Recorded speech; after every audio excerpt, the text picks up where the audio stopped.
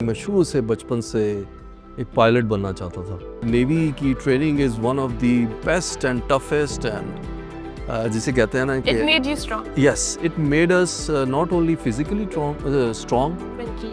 But also mentally strong. वो जब मैंने अपने पानी का डर समंदरों में जाके वॉरशिप्स में हम जाते थे, 3-3 महीने रहते थे और समंदर में मैं एक दफ़ा गिर भी गया था और हाई वेव्स थी और उसमें बड़ी मुश्किल से, लेकिन उधर वहाँ पे मुझे पाकिस्तान नेवी की ट्रेनिंग काम आई, अल्लाह का एतकाद काम आया और मैं बच गया। और उस चीज़ ने मुझे बड़ा कॉन्फिडेंस दिया। मुझे अल्लाह ने फिर मौका दिया कि आप पायलट बन सकते हैं। मैं नॉर्मल ह्यूमन की तरह अब इसको ऑपरेट करूँ। ठीक है, एक सेकंड, ये देखें, Safari, mail, search, download books, WhatsApp. ये व्हाट्सएप खोला और इसी तरीके से नॉर्मल ह्यूमन के मैं हर एक को मैसेजिंग कर सकता हूँ। अब मैं as we speak I am fighting for the disable people rights in Pakistan और मैं उनके लिए जो एक प्लान लेके आ रहा हूँ वो है reserve seats in the parliament. Parliament.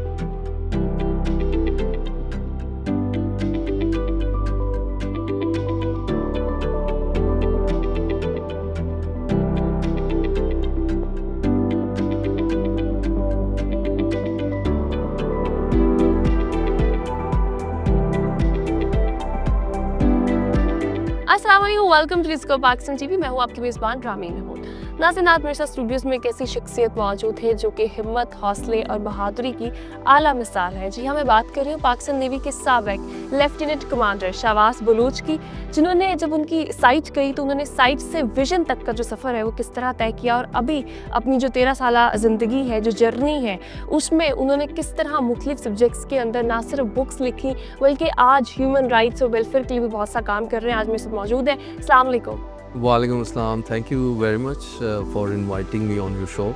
Thank you so much for being here. मुझे बताइएगा कि मैं एक बात जो है वो स्टार्टिंग में एक और बताती चलूँ कि हम लोग यूजुअली देखते हैं, हमारे पास बहुत सारी सक्सेस स्टोरीज आती हैं, इंस्पिरेशंस आती हैं, लेकिन he is one of those people कि जब लाइफ में आपके ऊपर कोई ऐसा टाइम आता है कि आपकी साइट चली जाए तो आपने अपनी डिसेबिलिटी को किस तरह मुख्तलिफ एबिलिटीज़ के अंदर चेंज करना है, वो अगर किसी ने सीखना है तो मेरे ख्याल से Shahbaz is the great example for that. मुझे सबसे पहले बताएगा, हम पाकिस्तान नेवी के जो एक्सपीरियंस है उससे स्टार्ट करेंगे कि कैसा एक्सपीरियंस था। पानी में रहना बहुत दिन बड़ा डिफिकल्ट होता है, तो कोई स्टोरी हमारे साथ बताया, पर कैसे यू न्यू कि आपको इसी में जाना है? देखिए, पाकिस्तान नेवी वाज ऑलवेज मैं इसे कहता हूँ was my dream because I had another dream which I was pursuing. मैं शुरू से बचपन से एक पायलट बनना चाहता था। तो when I was in college तो वहाँ पे एक लाइब्रेरी थी जहाँ पे एक पोस्टर था जिस पे पाकिस्तान नेवी का ये पोस्टर लगा हुआ था, जिस पे लिखा हुआ था 4 डायमेंशन फोर्स, और उस पे एक पायलट की तस्वीर थी। तो आई वाज रियली इंस्पायर्ड कि यार ये पायलट नेवी में भी होते हैं, लेकिन क्यूरोसिटी भी थी कि यार नेवी में कैसे पायलट, नेवी में तो जहाज़ होते हैं, पानी होता है। तो लकीली एक नेवी की टीम आई और उसमें फिर मैं गया वहाँ उस टीम के पास। उन्होंने कहा कि जो नेवी ज्वाइन करना चाहता है, उनका एक स्लोगन था join the navy and see the world. तो जब हमने मैं गया इंटरव्यू के लिए तो मैंने उनसे एक सवाल किया कि नेवी में पायलट भी होते हैं?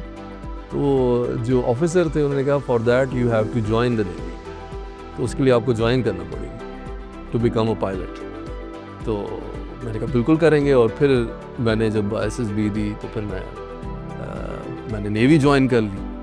तो उसके बाद फिर नेवी की training is one of the best and toughest and जिसे कहते हैं ना कि It made you strong. yes, it made us not only physically strong Mentally. But also mentally strong. देखिए, फिजिकली स्ट्रॉन्ग होना is only a starting point. Exactly. अच्छा, आपने अपनी बुक में साइट टू विजन में मेंशन किया कि आपको बहुत डर लगता था हाइट से भी और अंधेरे से भी, जी। if I'm not wrong. पानी से पानी से भी। जी। तो आपने कैसे कॉप अप किया? आपको तो फिर हवा में भी रहना पड़ा और पानी में भी रहना पड़ा। जी, एक्चुअली जब ये फेयर्स मेरे साथ चल रहे थे तो मेरे साथ साथ मेरी ड्रीम्स भी चल रही थी, मेरा एक रिजिलियंस भी चल रहा था कि मैंने इन फेयर्स को ख़त्म करना है। और उस वजह से मुझे अल्लाह ने स्ट्रेंथ भी दी और अपॉर्चुनिटीज़ दी। वो जब मैंने अपने पानी का डर, समंदरों में जाके वॉरशिप्स में हम जाते थे, 3-3 महीने रहते थे और समंदर में मैं एक दफ़ा गिर भी गया था और हाई वेव्स थी और उसमें बड़ी मुश्किल से, लेकिन उधर वहाँ पे मुझे पाकिस्तान नेवी की ट्रेनिंग काम आई, अल्लाह का एतकाद काम आया और मैं बच गया। और उस चीज़ ने मुझे बड़ा कॉन्फिडेंस दिया। मुझे अल्लाह ने फिर मौका दिया कि आप पायलट बन सकते हैं और मैंने फिर वॉलंटियर किया, मैं पायलट बना और उसने मेरा हाइट का डर ख़त्म किया। क्या हुआ, क्या इंसिडेंट था जिसमें आपकी बिनाई चली गई और फिर साइट टू विजन का जो सफ़र है उस पे आते हैं? देखिए वो इंसिडेंट ये था कि मैं एक पायलट बन चुका हुआ था, ड्रीम मैंने अचीव कर ली हुई थी। मुझे अल्लाह ताला की तरफ से बहुत सी नेमतें मिल चुकी हुई थी। इंसान अपनी ड्रीम अचीव कर ले तो इससे बड़ी नेमत क्या हो सकती है। लेकिन इंसान के जो प्लान्स होते हैं वो डिफरेंट होते हैं अल्लाह के प्लान्स के सामने। अल्लाह आपके लिए बेहतर प्लान बनाता है। जब मेरी पॉइंट क्या था? टर्निंग पॉइंट ये था कि जब मैं फ्लाइंग करता था तो मेरी आई साइड में ब्लरिंग हुई और मैं सर्जरी के थ्रू मुझे जाना पड़ा और मेरी आंखें जब खुली तो उस वक्त अंधेरा था। वो एक इमोशनल पॉइंट था।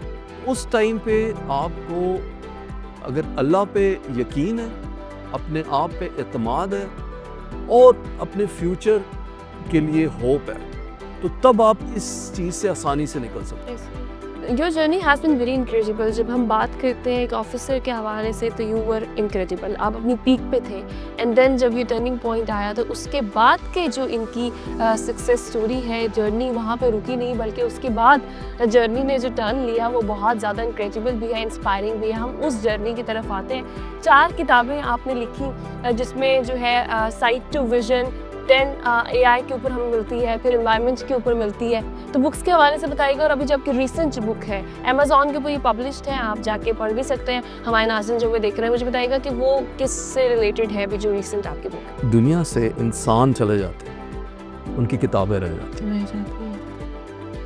ये मुझे रियलाइज़ हुआ क्योंकि जब मैंने देखा हज़ारों साल पुरानी किताबें थीं, लोग उनका वजूद ख़त्म हो चुका था, किताबें रह गई थी। वो किताब ही उनका वजूद है। नस्लें ख़त्म हो जाती हैं, जनरेशन्स भी आपको याद नहीं रखती, आपकी अपनी औलाद नहीं याद रखती। तो फिर मैंने लिखी अपनी पहली journey, the journey from sight to vision, biography, memoir लिखा और अल्हम्दुलिल्लाह उसकी अब 10,000 कॉपीज़ जा चुकी हुई हैं। उसके ये अमेज़ॉन पे लॉन्च की। फिर सेकंड किताब लिखी the art of decision intelligence. ये आपके लिए पर्सनल डेवलपमेंट की एक किताब है और पर्सनल ग्रोथ के आपने ज़िंदगी के डिसीजंस कैसे लेने। इसके साथ तीसरी किताब लिखी, नावल है ये ग्लोबल वार्मिंग पे लिखा है, ग्रीन मैन के नाम, जी मैन है इसका नाम। और इसका कॉन्टेक्स्ट ये है कि दुनिया में जो global warming, climate change, fossil fuels के अगेंस्ट मैंने एक सुपर हीरो बनाया है। सुपर हीरो लड़ता है पोलिलियो को, वो विलन है, वो पोल्यूशन से निकला है। और जी मैन ग्रीन मैन से निकला है। तो इसके गैंग में ग्रीन मैन के सीडो है, सीड से निकला है, प्लांट से, फ्लोरा फ्लावर से। पोलिलियो के गैंग में पोल्यूशन से वो निकला है। उसके गैंग में कार्बो है, कार्बन से निकला है, वेस्ट से निकला है, प्लास्टिक से निकला है। तो ये इस तरह के कैरेक्टर्स हैं। AI की मैंने चौथी अभी किताब लास्ट वीक मेरी अमेज़ॉन पे, क्योंकि फ्यूचर इज़ AI।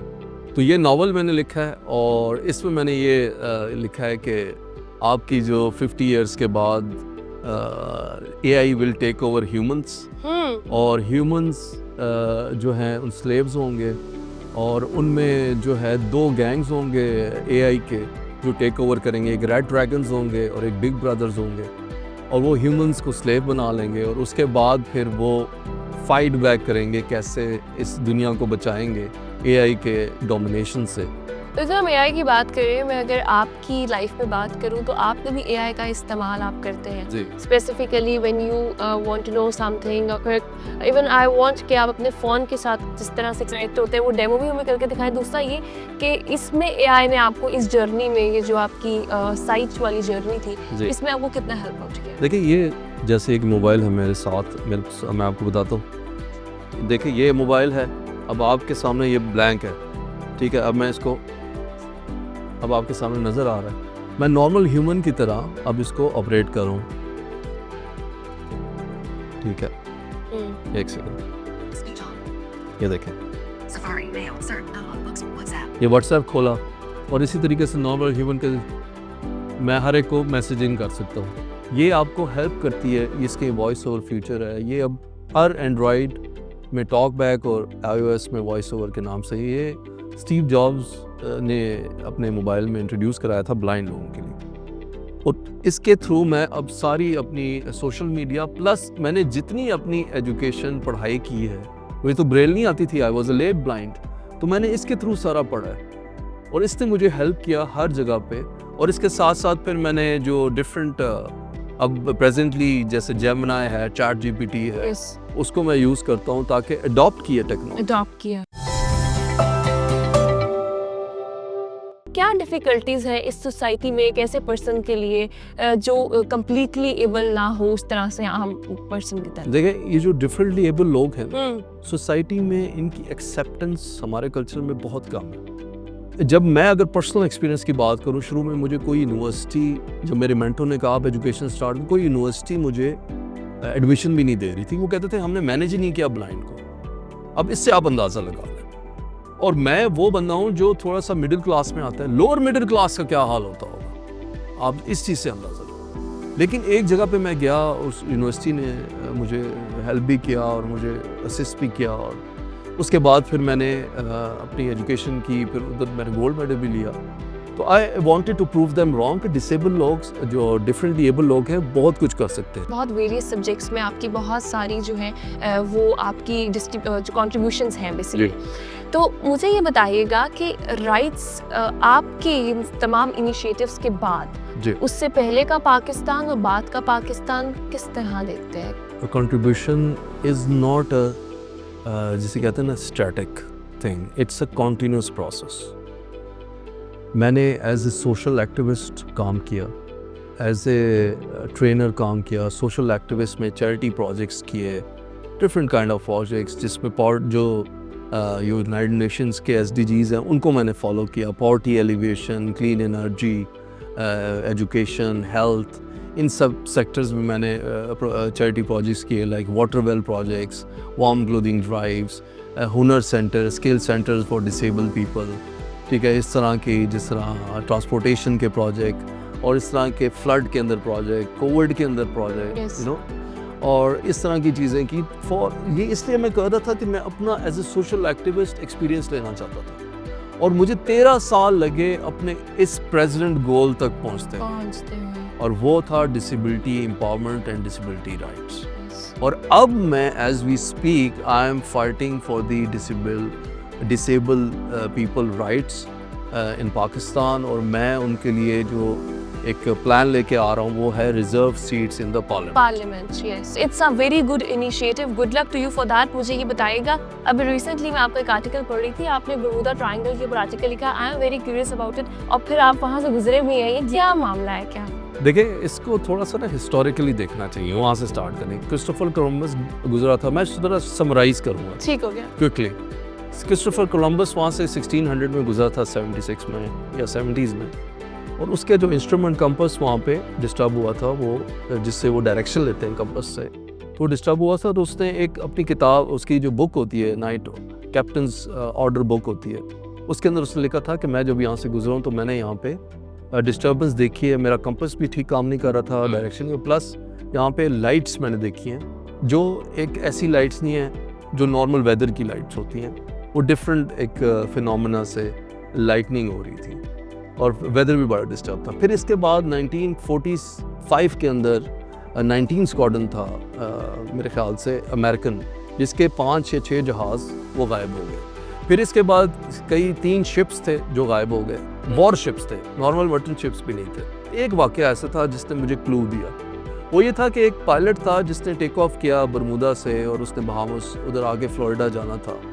तो जब उसने वो टेक ऑफ किया तो वहाँ एक सिलेंड्रिकल शेप क्लाउड से वो गुजरा, तो उसको वाइड नहीं कर पा रहा था, और वो सिलेंड्रिकल शेप क्लाउड उसके सामने सामने बड़ा होता गया। उसमें एंटर हुआ, उसके साथ पैसेंजर्स भी थे, तो वो एंटर हो गया, तो वहाँ उसको बड़ा अजीब सा फील हुआ, अंधेरा भी था, लाइटनिंग भी हो रही थी। उसको सामने एक होल सा नज़र आया, उसकी तरफ वो रोशनी भी थी, उसकी तरफ जहाज़ उसने मोड़ा, लकीली उस होल में से बाहर निकल लिया। जब पीछे मुड़ के देखा तो उस क्लाउड ख़त्म हो रहा था। नीचे उसको शॉक लगा, सरप्राइज हुआ कि वो ऑलरेडी फ्लोरिडा पे पहुंच चुका हुआ है। अब जब उसने टाइम, पहली चीज हम टाइम चेक करते हैं एज ए पायलट और फिर फ्यूल चेक करते हैं। Yes. टाइम 30 मिनट्स हुआ था, 90 मिनट्स उस ट्रैवल टाइम था। फ्यूल चेक किया, सिर्फ 30 मिनट्स का फ्यूल खर्च हुआ था। That's interesting. How that was possible? The time displacement was done. How? अब क्वेश्चन है कैसे? Yes, how is it? How it is possible? अब It's मैंने like a time machine. it's a kind of a time machine. हाँ. अब उसने feel वहाँ पे एक्सपीरियंस की, लैंड किया, ये उसने लॉक किया और ये ऑफिशियलाइज अभी अवेलेबल भी आ। अच्छा, अब इस चीज़ ने मुझे क्लू दिया कि वहाँ पे जो सुपर मैग्नेटिक फील्ड है वो डिस्टर्ब है। बाकी सारी थ्योरीज मैंने इसलिए निगलेक्ट कर दी, वो जो मीथेन गैस थ्योरी है और एलियन थ्योरी है, कॉन्स्पिरेसी थ्योरी, एलियन थ्योरी है, और ये no, not possible. Super magnetic field क्यों है उसकी रीज़न मैं आपको बताता हूँ। जापान ने एक ट्रेन बनाई है, मैगलेब ट्रेन है, जो 601 किलोमीटर की फास्टेस्ट ट्रेन है, Exactly. मैग्नेटिक फील्ड पे चलती है। मैगलेब ट्रेन कहते हैं उसको, मैग्नेटिक लेविटेशन। उसके पहिए नहीं होते नीचे, वो मैग्नेटिक फील्ड पे 601 की स्पीड से भागती है। उसने अभी रिकॉर्ड तोड़ा है। यानी कि magnetic field is the force behind it's time displacement. Yeah. और उसने उस टाइम पे सुपर मैग्नेटिक फील्ड के उस वो जोन में आया और उसको टाइम डिस्प्लेसमेंट मिली थ्रू सुपर मैग्नेटिक फील्ड जो उसने एक्सपीरियंस की। This is the only explanation. Tough time आया being a pilot. जी हाँ, काफ़ी एक दफ़ा ऐसे हुआ कि 2-3 इंसिडेंट्स थे, जिसमें एक तो ये था कि मैं जब टेक ऑफ किया, मैं अकेला था, नई मेरी सोलो क्वालिफाई हुई थी, I was the first one. तो मैं जब टेक ऑफ किया तो मेरी आरटी जो कम्युनिकेशन है वो फेल हो गई टावर के साथ। और उसका प्रोसीजर होता है कि आप वैगलिंग ऑफ द विंग्स करते हैं, यानी कि जब आप तो बात नहीं, मैं और आप तो बात नहीं कर सक रहे, तो मैं आपको इशारों की ज़बान में सुनाऊंगा। Exactly. एक ख़ास इशारा दूंगा कि मेरी तो कम्युनिकेशन फेल हो गई है। तो उसका ख़ास इशारा ये है हमारी एयर एविएशन इंडस्ट्री में कि जहाज़ को आपने वैगलिंग करनी है। ठीक हो गया। आप आ रहे हैं हवा में ही, आप ये इशारा करके गुजर जाएंगे टावर ऊंचा होता है, एटीसी टावर जो होता है, तो आपने ये वैगलिंग करनी है और वो समझ जाएगा कि ठीक है। वो फिर आपको रेड या ग्रीन फ्लैग दे दे। ठीक हो गया। रेड का मतलब है अभी आप लैंड ना करें, रनवे बिजी है। ग्रीन का मतलब है कि आप लैंड कर जाए। लैंड कर जाए। अच्छा, जब मैं आया ना तो इंटरेस्टिंग भी, मेरी आरटी फेल होगी, मुझे पता चल गया कि मैं जब कॉल दे रहा था तो मुझे रिप्लाई नहीं आ रहा था। खैर आई वाज रिलैक्स, मैंने फॉलो किया प्रोसीजर को।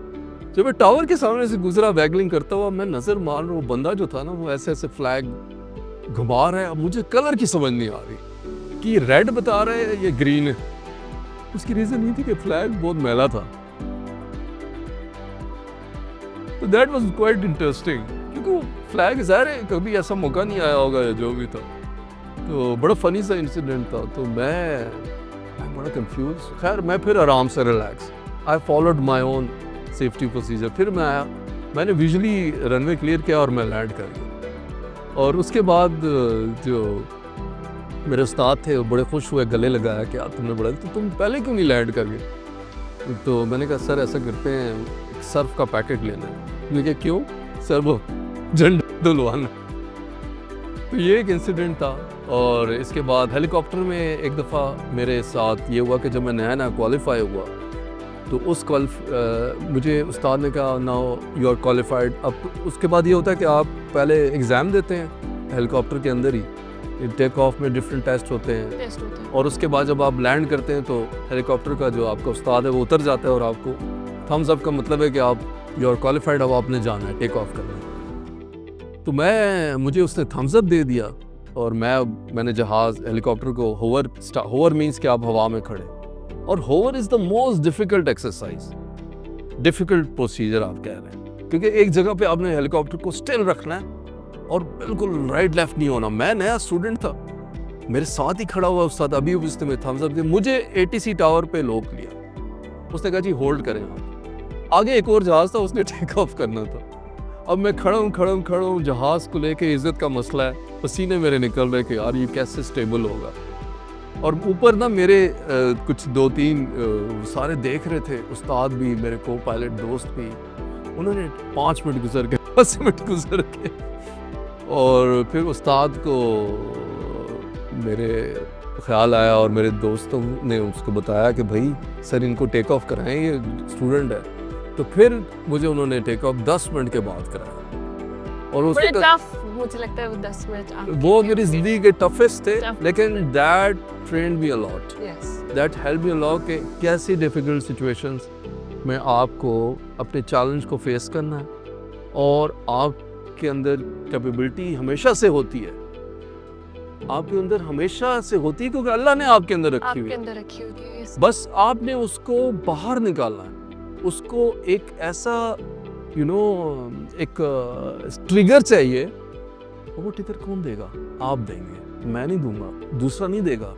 आपकी लाइफ, आपका ट्रिगर, आपकी मोटिवेशन, आपका चैलेंज, और आप ही ख़त्म करेंगे बहुत बहुत अच्छी बात और आप ही चैंपियन बनेंगे। इंशाल्लाह। जैसे हम जब भी जर्नीज़ की बात करते हैं, हमने बहुत सारे डिफरेंट पहलू पे बात की। अगर मैं बात करूँ एक ऐसे शख्स के हवाले से जो कि ना सिर्फ सोसाइटी में वेलफेयर का काम, बल्कि साथ ही साथ टेक्नोलॉजी, साइंस और दुनिया में जो चीज़ें मौजूद हैं जिनके ऊपर रिसर्च की ज़रूरत है, रिसर्च भी आप कर रहे हैं, आर्टिकल्स भी लिख रहे हैं और डिफरेंट, और अभी जो बिल्कुल एक सोसाइटी लेवल पे या फिर मैं बात करूँ कम्युनिटी को अपलिफ्ट करने के हवाले से जो रिजर्व्ड सीट वाला एक मामला है वो भी साथ साथ चल रहा है। Good luck to you. इसी के साथ अपने प्रोग्राम का इख्तिताम करते हैं। तो बहुत ख्याल रखिएगा अपनी मेज़बान रामीन महमूद को प्रोग्राम डिस्कवर एक्सक्लूसिव से दीजिए इजाज़त। अल्लाह ने के बाद।